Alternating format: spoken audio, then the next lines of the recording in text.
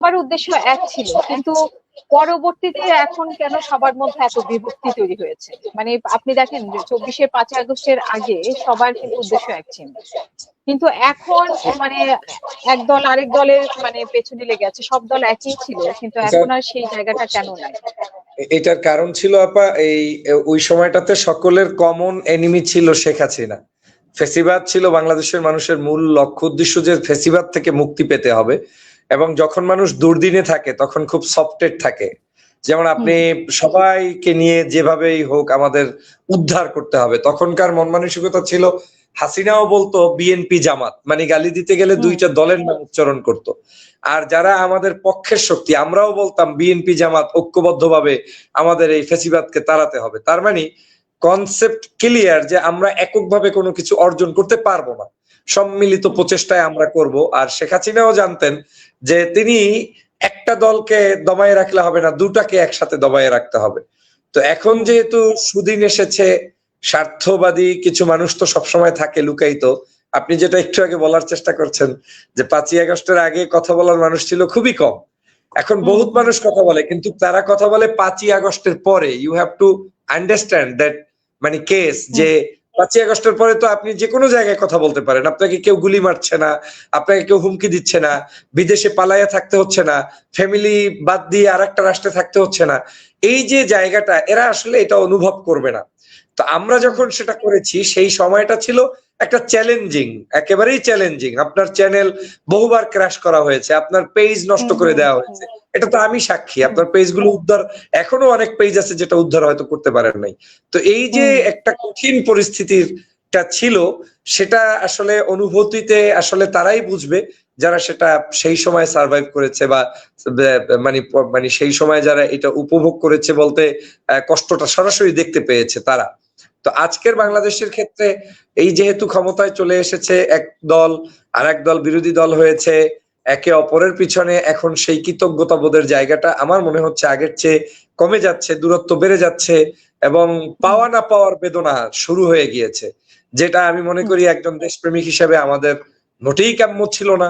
এবং আপনি দেখেন হুম। যে ভাষায় ফ্যাসিবাদী শেখ হাসিনার লোকজন গালিগালাজ করত, ঠিক একই হুম। ভাষা কিন্তু এখন আমরা একে অপরের পিছনে শুরু করেছি। মাঝখানে শেখ হাসিনার হুম। চরিত্রটা জনগণের কাছে কিন্তু আর ফুটে উঠছে না। জনগণ কিন্তু হুম। শেখ হাসিনাকে নিয়ে আর কেউ আলোচনাও করছে না এখন। আমরা আলোচনা হুম। করছি আবার ওই বিএনপি জামাত। আমরা আবার হুম। আলোচনা করছি মাঝখানে যারা জুলাই যোদ্ধা ছিলেন সেই এনসিপি।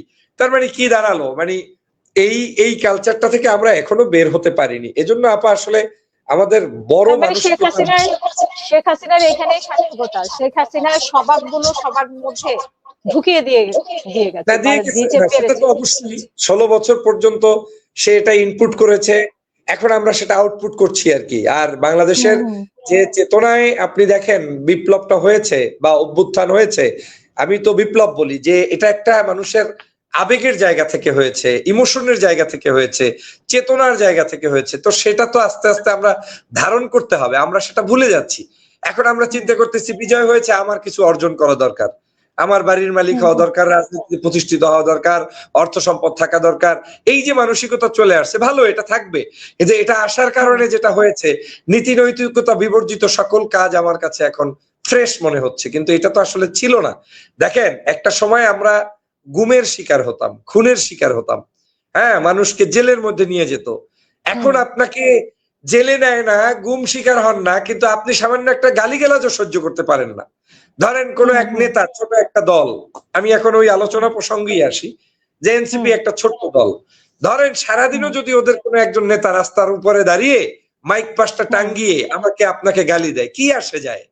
অন্তত হুম। গালিটা তো দিয়েছে, এই তো, সে তো আর আমাকে গুম করে নাই, খুন করে নাই, হুম। বাসা থেকে হুম। কেড়ে নিয়ে আমাকে হত্যা করে শেষ করে দেয় নাই। তো সামান্য হুম। একটা গালি আমরা আজকে সহ্য করতে পারছি না? আর গত 16 বছর হুম। আমরা গুম খুন সহ্য করছি। দেশনেত্রী বেগম খালেদা জিয়া জেলের মধ্যে ছিল, হুম। চিকিৎসার অভাবে পড়েছিল, রাজনীতিতে জামাতের নেতৃবৃন্দ ফাঁসির কাস্টে ঝুলেছে। এত কিছু তখন সহ্য করতে পারলা তোমরা, আর এখন হুম। সামান্য গালিগালাজ সহ্য করা যায় না। যদিও আমি এই গালিগালাজকে প্রুফ করছি না, কিংবা এটার পক্ষে হুম। নই হুম। যে সব সময় সব কথা আপনাকে অযাচিত ভাবে বলতে পারলেই আপনি জাতীয় বীর হবেন, আমি সেটা বিশ্বাস হুম। করি না। কখনো কখনো রাজনীতিতে চুপ থাকাও রাজনৈতিক আর্ট, কখনো কখনো হুম। রাজনীতিতে হুঙ্কার ছাড়াও রাজনৈতিক আর্ট। যেমন আমাকে অনেকেই প্রশ্ন করেন যে ভাই আওয়ামী লীগের আমলে আপনি খুব হুঙ্কার ছাড়তেন, এখন কেন চুপ? তা আমি বলি ভাই এখন কার বিরুদ্ধে বলবো? আমার উদ্দেশ্য যেটা ছিল সেটা তো সফল হয়েছি। ফ্যাসিবাদের পতন হয়েছে আলহামদুলিল্লাহ। এখন একটু সবাই মিলে শান্তিতে থাকুন, একটু আরামায়েশ করুন, একটু প্রত্যেককে একটু রিল্যাক্সেশনের টাইম দিন। আবার যদি আমরা সেই একই স্টাইলে এবং এবং দেশের দেশের জন্য কাজ করি সবাই মিলে, দেশের কোন জায়গা থেকে কাজ করা দরকার অবশ্যই করা সবাই উচিত, মিলে অবশ্যই করা উচিত, অবশ্যই করা উচিত। রাজনীতিতে এপাট ওপাট থাকবেই। যেমন আমি বিএনপি করেছি, একটা আপনার সাথে যতগুলো টকশো করেছি, মনে হয় today is my first talk show when I am Jamaat, right? এর আগে তো আমি তো জামাত, হ্যাঁ, বা 2-3টা টকশো জামাত অবস্থায় আপনার সাথে করেছি, বাট এর আগে তো আমি বিএনপি অবস্থায় আপনার সাথে করেছি। তো কে কার শত্রু? কে কার শত্রু? তো আইডেন্টিটির বিষয়টা ভিন্ন জিনিস। মানুষ রাজনীতিতে পরিবেশের কারণে, বাস্তবতার কারণে পরিবর্তন হয়, দেশের কারণে হয়, হ্যাঁ, নিজের বিশ্বাসের কারণে হয়। তো কিন্তু আমরা তো সবাই এক, আপনি আমি আমরা সবাই এক।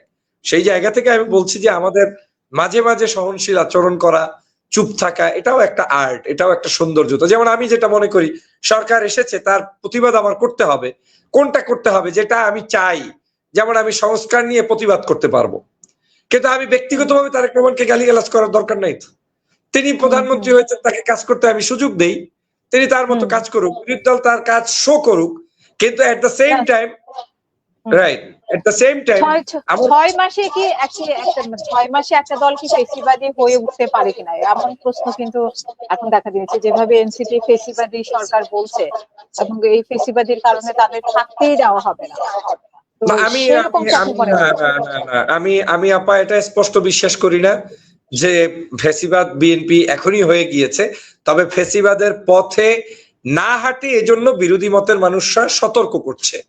যেমন আমরা ফেসিবাদের এগুলা আমিও কষ্ট পাই অনেক সময় যখন শুনি এখনকার চাইতে আগেও মানে ভালো ছিলাম, এই কথাগুলোর কিন্তু তার মানে তুমি আগে যে ভালো ছিলা, তুমি আগে ছিলাই না, তুমি তো দেখোই নাই আয়নাঘর কাকে বলে, গুম কাকে বলে, খুন কাকে বলে, ক্রসফায়ার কাকে বলে, এইসব ফালতু কথা।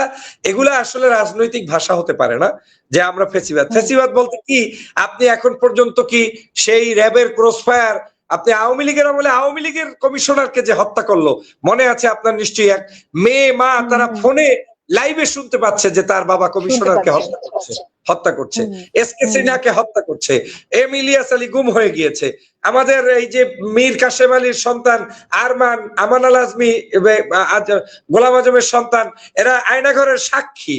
এই মানুষগুলো তো এখন বের হয়েছে, মানে এই 5ই আগস্টের পরে।